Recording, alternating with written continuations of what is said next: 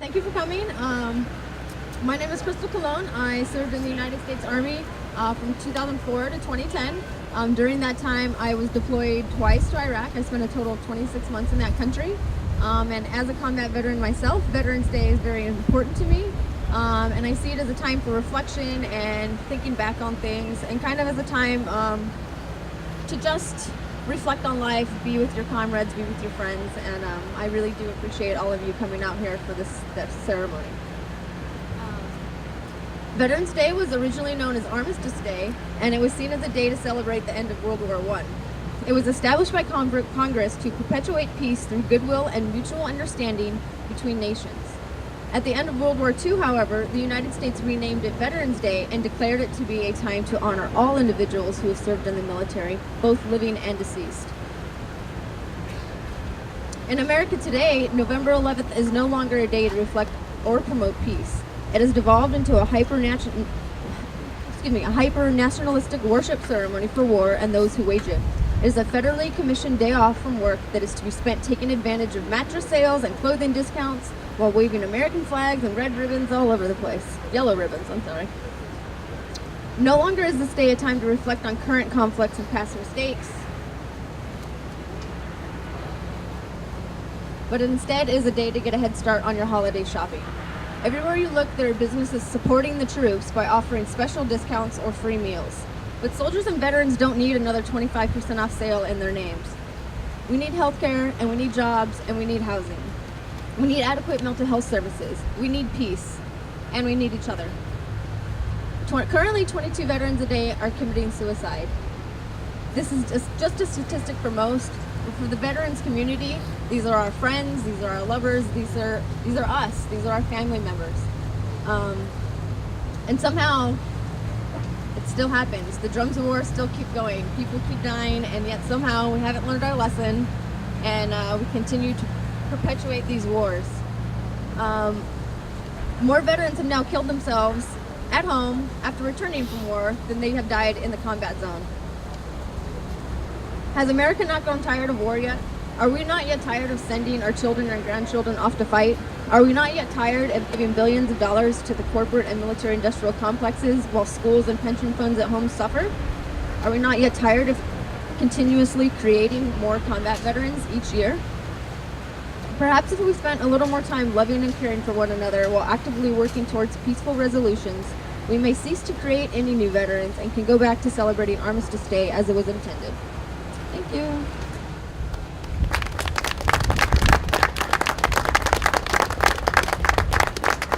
So our next speaker for you will be Barry Romo, who's a U.S. Army Vietnam veteran and a member of Vietnam Veterans Against the War.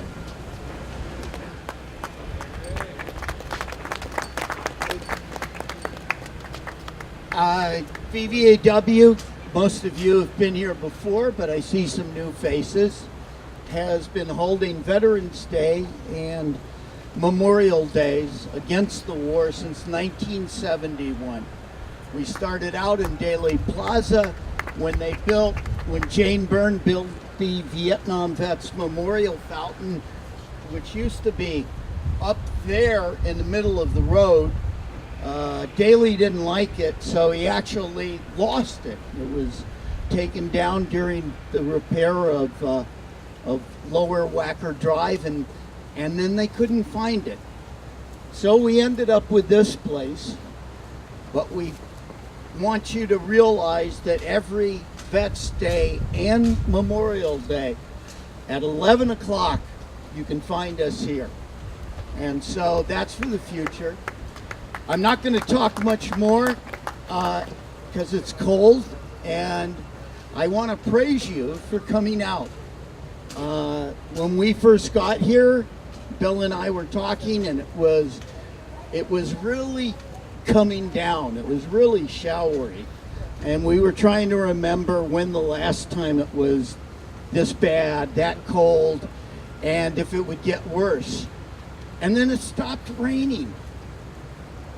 That never happens to us. Anyway, I want to thank you. You should be proud that you came out, that you didn't let the elements stop you from making a political statement that has value both for the news media, and for those of us who see each other. Thank you. All right, thank you, Barry. Next up we have Adelina Marshall. She is a nurse that currently works at the Jesse Brown VA Hospital. She's been one of our main coalition partners in National Nurses United. She's worked with a lot of the veterans here in IVAW around issues at the Jesse Brown Hospital. She's helped us get a women's clinic that is exclusively only to women. She's done a lot of work with patient advocacy help, and it's been a nice bridge to have nurses on the hospital side also joining forces with the veterans that they serve to bring better services and working conditions to everyone involved. So please welcome Adelina Marshall.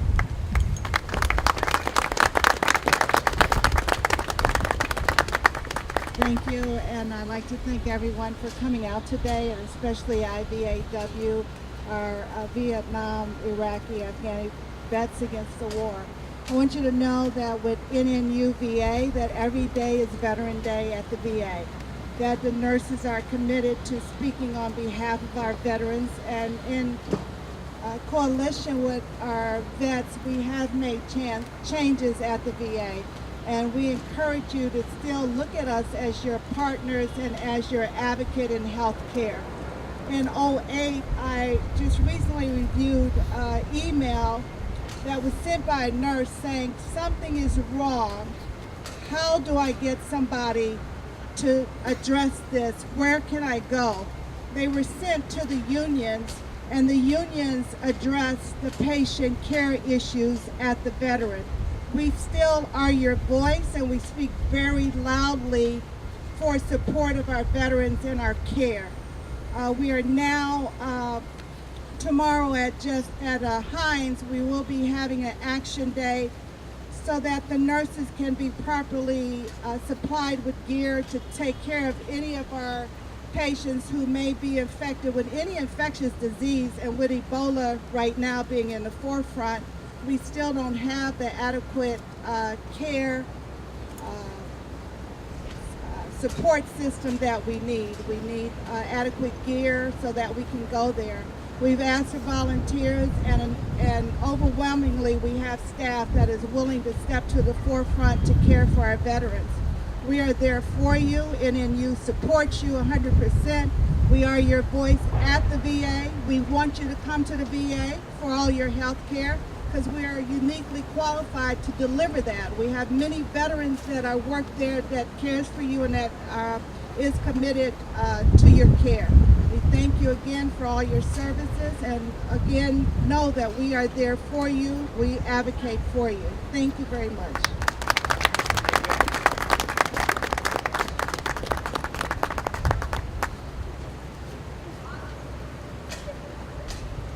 Hello everyone.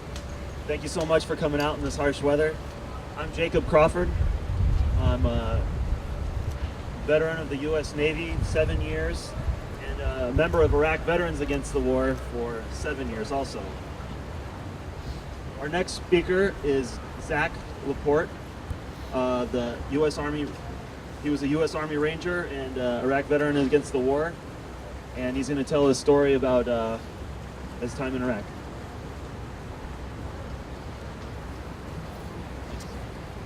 All right, good morning, everyone. So, as Jacob said, I'm going to tell a little story. It's about a mission that I went on 8 years ago today. So, my unit was asked to conduct a raid in the middle of the night, and we flew out to this desolate area. We landed in the middle of the road. There was nobody around. I mean, you could see lights in the distance, but you couldn't see anything else really. So we started to walk along this road.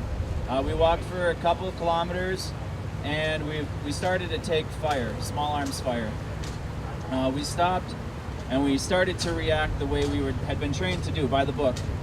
We got down, we started to return fire. And then the small arms fire gradually turned into something a little bit heavier than that. We started to receive RPGs, rocket-propelled grenades. So we kind of started to figure, this isn't an insurgent force. but we didn't know what it was because the U.S. Army doesn't have RPGs. So we, upon figuring this out, we started to start to move backwards or break contact. And as we broke contact, we called in some air support to drop flares as a signal that, hey, we're friendly forces, we think. And because of this, because these flares fell and started to illuminate our position, we started to take more intense fire. And we actually started to get shot at by some tanks. And these tanks, we knew were definitely not, Iraqi insurgents. So as we started to break contact and we started to take this higher and higher amount of fire, we actually called in these helicopters, and these Apache helicopters came in and they turned all their lights on and they landed right in the middle of the road between us and these Iraqi positions, and everybody stopped firing. It was like the sea had parted. And as we we got picked up, and we actually found out we had bumped into an Iraqi armored tank battalion, and everybody should know that units like that are on the map, right? So that leads me to my next point. We were really lucky nobody died that day, but the moral of the story is that this never should have happened. The hubris of our leadership team overstepped their duty to carefully plan and was instead replaced by the desire to accomplish high mission totals during our deployment. This type of careless planning is analogous to the planning that went into these two wars in Iraq and Afghanistan. It still plagues us in our care for veterans and their returning healthcare problems.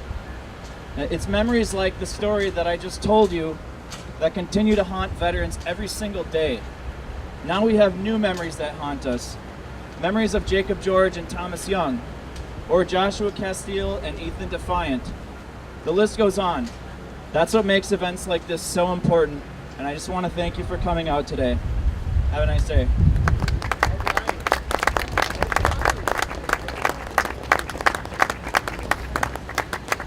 Thank you, Zach.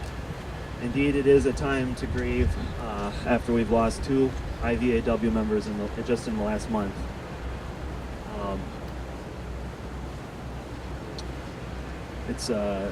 We are very lucky to have each other, but we're also very lucky to have all our friends and family and supporters out here today. And stories like that, make you really think about how much support we really need.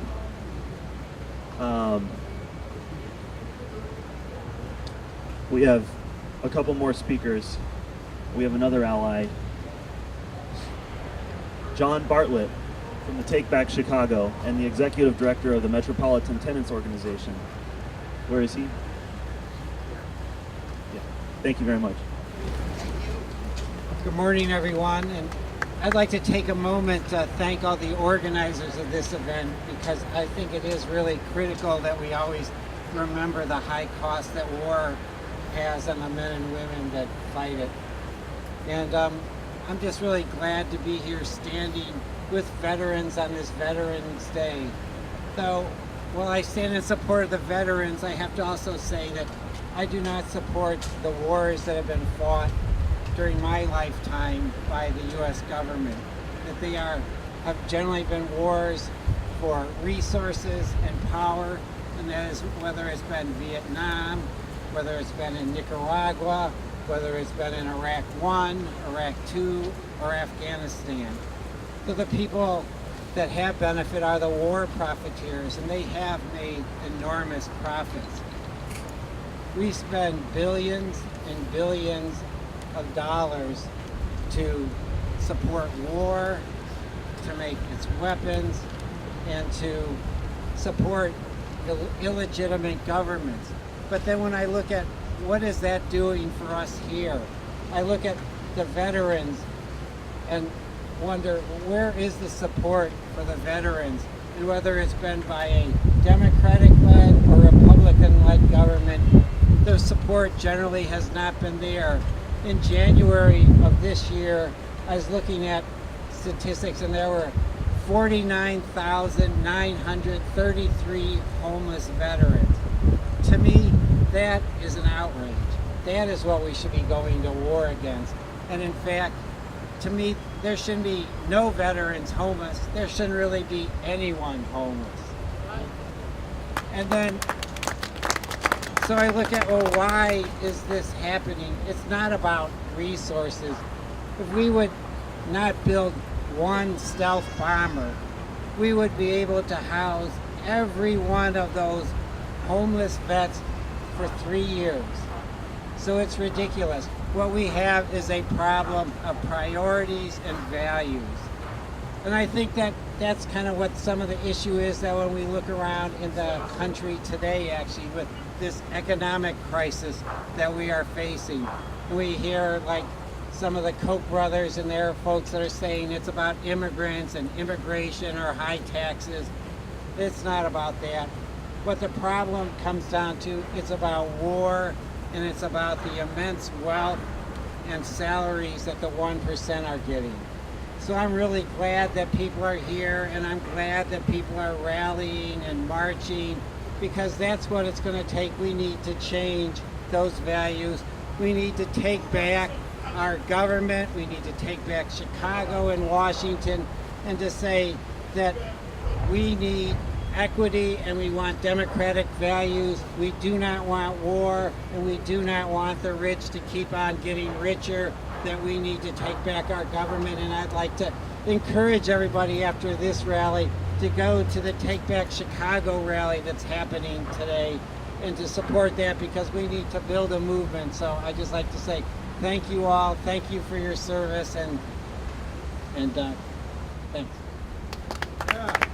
Thank you very much, Jan. Thanks. And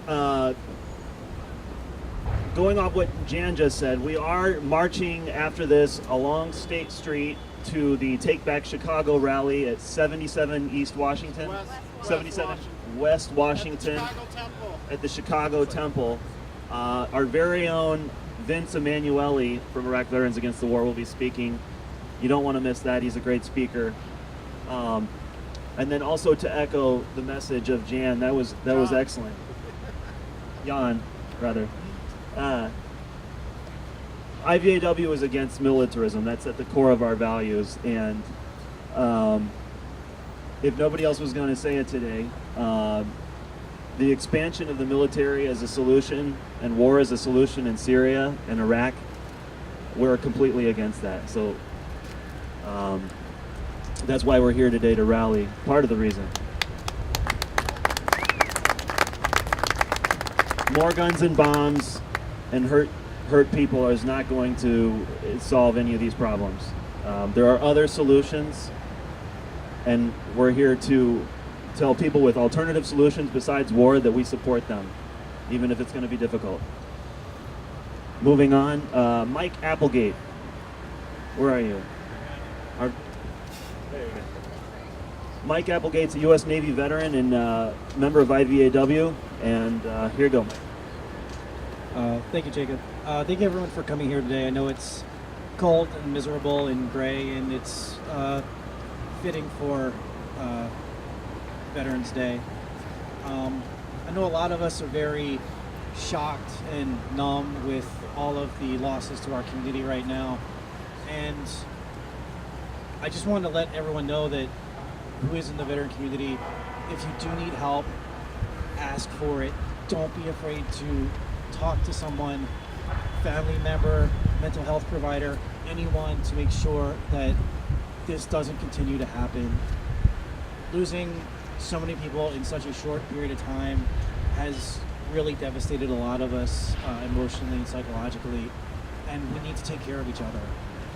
And this is not just about veterans, this is about the broader context of what war does, not just to the people who are directly affected by it, those who serve, but also about our communities, our environment, our economy. Every aspect of our lives has been militarized, and we need to focus, and we need to collaborate and come together and make sure that this does not continue to happen. A lot of people think of Veterans Day and they say thank you for your service, but they don't really know what service we've done. It's just it puts the period on the end of a statement that could open up a possible dialogue with veterans. So saying stuff like thank you for your service, it cuts off that dialogue. Say, if you want to thank a veteran, say welcome home, what can I do to help you? Do you need to talk? Help them find a space where they feel comfortable and they can reach out and connect with other people who are willing to open up and understand what they're going through, so that we can educate our society about what the true cost of militarization does. Thank you.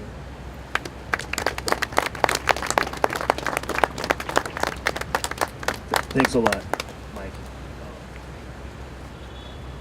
Okay, next speaker, Stephen Atchison, U.S. Army veteran and IVAW member. Good morning. How's everybody doing today? Yeah, everybody holding up all right? Cold? Well, I don't know. I'm from Wisconsin. We might be a little hardier folk up there. But as I said, my name is Steve Atchison. I'm from a little town north of here called Madison, Wisconsin. You may have heard of it. I heard there was a football game recently, but we won't talk about that. I was a forward observer in the Army for just under 5 years. I deployed to Sadr City, Iraq in 2005. I've been a member of Iraq Veterans Against the War since 2008, and I come here today to honor one of our own. As Michael and Zach both alluded to, we've lost a lot of members of our community recently. But I first met Jacob David George right here in Chicago in the days leading up to the 2012 NATO Summit. He and I were both here early to help plan a medal returning ceremony where over 50 of us veterans came together and threw back our war medals.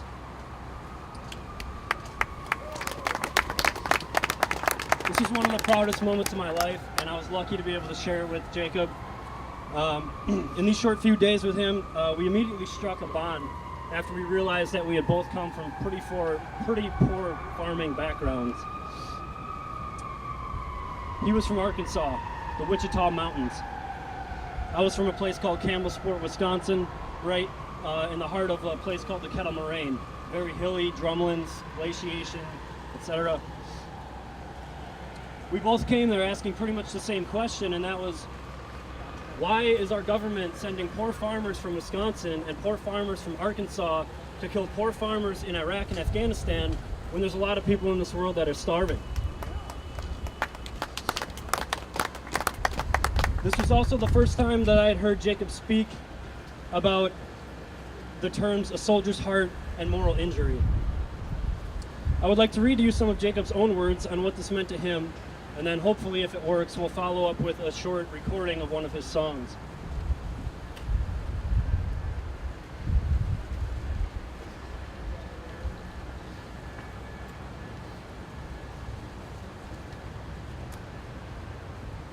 Soldier's heart was a term used for post-traumatic stress disorder during our country's Civil War. The Civil War marked the beginning of industrial warfare. In terms of war, it was the gift that the United States gave to the rest of the world. It set the stage for what war would look like in the future. That scale of warfare was unusual, leading to strange symptoms emerging from the people who fought. Not knowing how to diagnose or even begin to treat something of this magnitude, they called it soldier's heart. The symptoms have manifested many different ways within humanity, and the most recent recognition is PTSD. You will discover that the term soldier's heart more accurately describes my wounds than what I experienced in a way that the clinical wording of post-traumatic stress disorder never can. My first tour began in the fall of 2001, a month after 9/11. The second tour was the summer of 2002, and the third was 2003 to 2004. I was honorably discharged as a sergeant in 2004, and I've been struggling with PTSD since I left the Army. Soldier's Heart focuses on my experiences at war and trying to reintegrate back into the country I call home.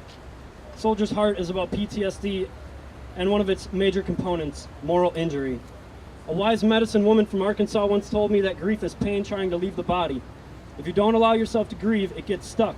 But once you grieve, the body can heal itself. I won't lie, some of this stuff is heavy, but telling my story is part of my healing process, and it's not just veterans who need to heal. All of us need to heal from war, and the roster of ailments produced by a nation at war.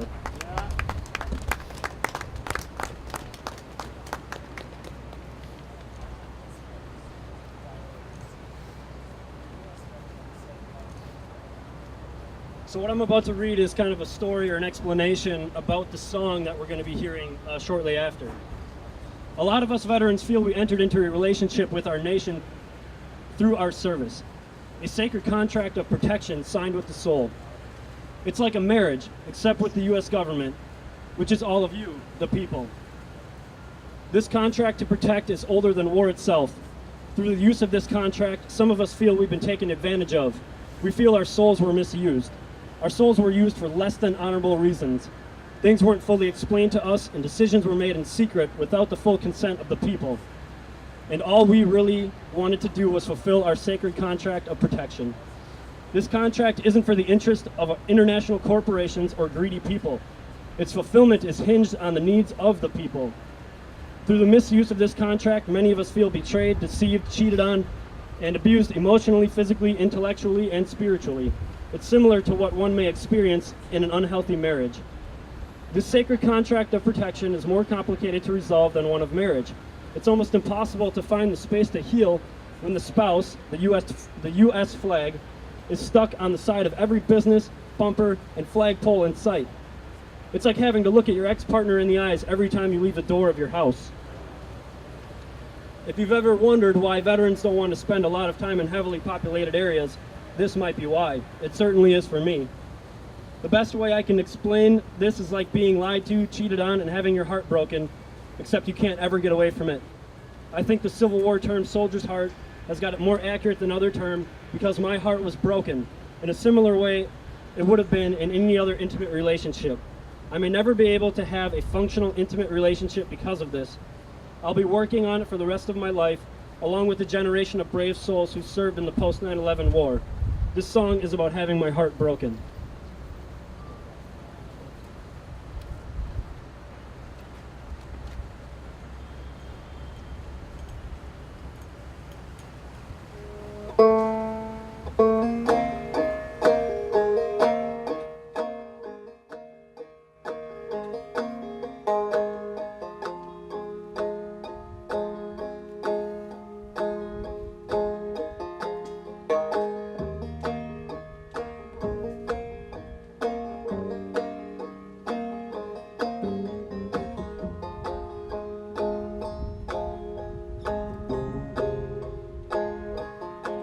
Now I'm just a farmer from Arkansas. There's a lot of things I don't understand.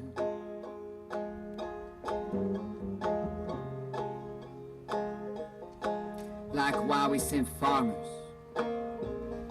to kill farmers in Afghanistan.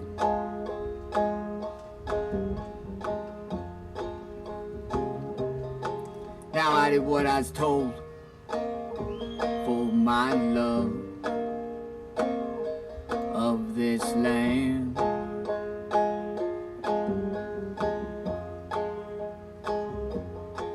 And I come home a shattered man with blood on my hand.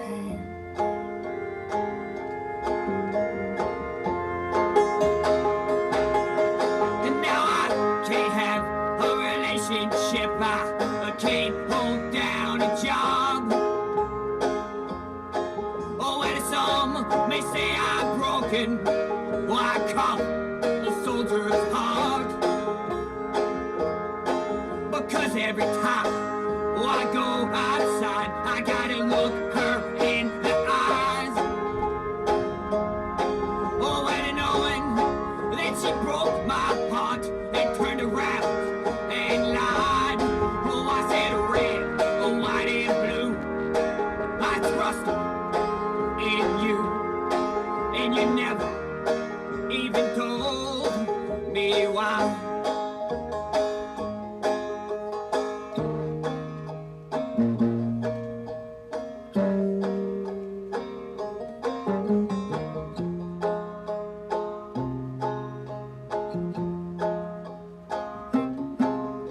was the summer of 2002.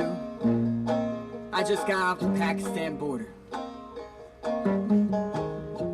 to get out of the heat. And my sergeant handed me some orders and told me to read.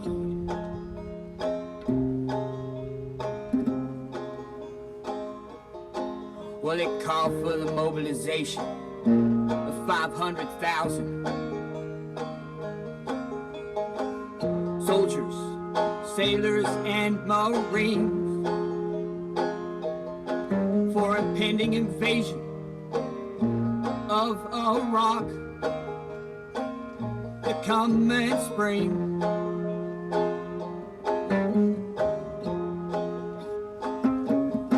Well, I got home a couple of months later, and I heard the drums. I heard the drums of war.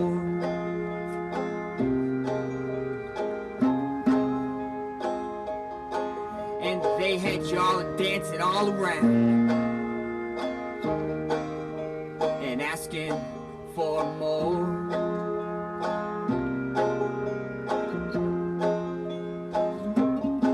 Well, this soldier's heart couldn't take it. I said this soldier's heart couldn't take it anymore.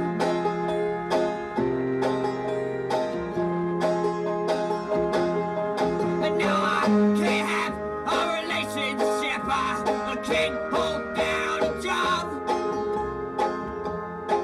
Oh, and a song may say I'm broken. Well, I call it a soldier's heart. Because every time I go outside, I gotta look her in the eyes. Oh, and knowing that she broke my heart and it turned around and lied. Oh, I said red, oh, white and blue. Oh, I trusted in you, and you never even told me why.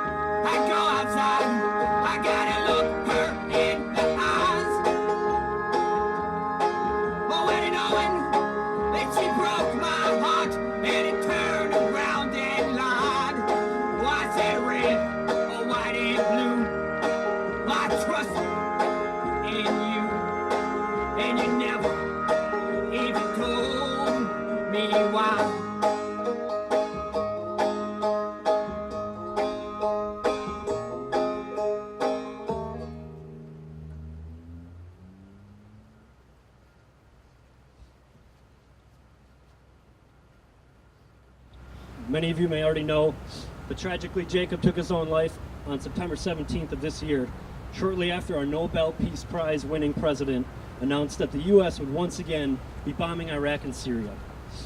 He will be missed dearly by this community of veterans, families, and supporters. One thing that I've realized since becoming part of the anti-war community is that actually stopping wars is an almost impossible thing to do. With this conclusion, my focus has become geared more towards trying to heal myself from this war culture and trying to help others heal as well. To that end, my partner Steph, back up there, and I, along with a ton of help from a number of other veterans, Crystal Cologne, Ash Wilson, Todd Dennis, Ron Arm, and Joshua Dilly, has started the very first veteran-led community-supported agriculture farm, where in just our first year, grew over 60 varieties of certified organic vegetables, fed over 40 member families, hosted a number of school field trips, and have been healing by reconnecting with the soil. The name of our farm is Peacefully Organic Produce, and if any of you are looking to do something different, get your hands dirty, and work on a truly grassroots project this upcoming season, please come find me afterwards. You can also learn more by going to POPSCSA, that's POPSCSA.com. This past September, just a day after Jacob's suicide, we hosted a fundraiser on our farm with the intention of raising enough funds to purchase one 20-week vegetable share for a needy veteran family in our area. This fundraiser is called Veggies for Vets. We ended up raising enough funds to purchase 17 shares, and the number keeps rising. Next year, we will be renaming this fundraiser in Jacob David George's honor. We know he'd be proud of the work we've done and are doing, and just wish that he'd have had the chance to experience the farm himself. It is our duty as veterans to police one another. 22 a day are killing themselves. Veterans, please, let every other veteran you know, let them know that they are not alone. Thank you.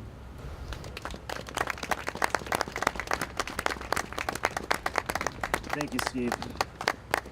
We're all going to miss Jacob George. And I think we can all relate with that song. It's heavy stuff, but I'm really glad we played it. You know, you wouldn't be here if you didn't really care, and helping us take a stand against militarism and war. And we need you. We need you emotionally, we need you socially, politically. I don't want to end on a sad note because, you know, I know sometimes it seems like the peace movement, the war is inevitable, but it's not. It's totally not. I work with veterans every day, and I see minds changing every day. One of my best friends is what you would call a mission positive veteran. He was like, well, we needed to go to Iraq and Afghanistan, and minds are changing. He's starting to get it, and with the vets I talk to every day, the Vietnam vets are getting it. Everybody's starting to get it. They know what we know, and that's like, you know, the wars can't go on forever, and they obviously aren't solving anybody's problems. Far from it. So we're gonna be out here. We're gonna keep fighting. We're gonna keep speaking out. We're gonna keep drawing support from all our friends. Thank you so much for being here. Please give generously. Take a poppy. Hans and Aaron, Zach are passing them out, and you know, take a moment of silence and put it in the river, and you know. So thanks so much for everybody for coming out.